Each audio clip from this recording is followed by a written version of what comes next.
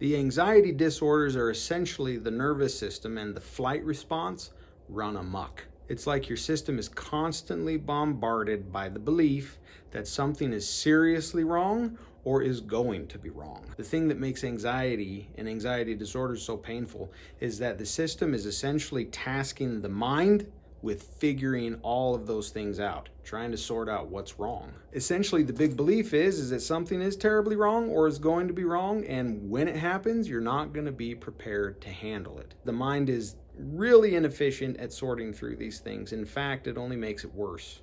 The future is essentially shrouded in darkness. It's unknown. And so the mind tries to predict any and all things that the unknown could be. And to do this, the mind resorts to what it already knows. It resorts to the past and the shadows of the past, the deep, dark, scary things. In order to prepare for any eventuality, the mind essentially conjures up all the big stuff subconsciously, and now you're trying to live in such a way so as to fight all of it. But because the future still remains shrouded in mystery, in the unknown, and in darkness, the mind can never really succeed.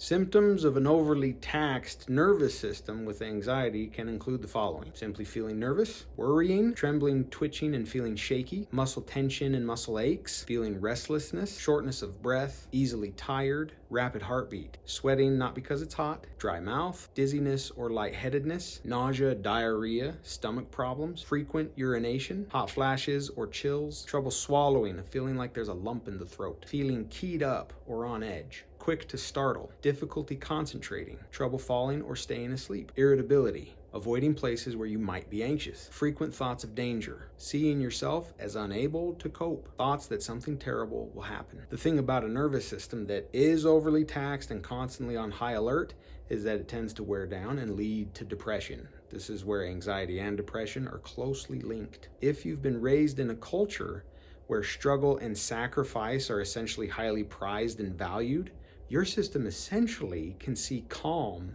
and joy as a threat.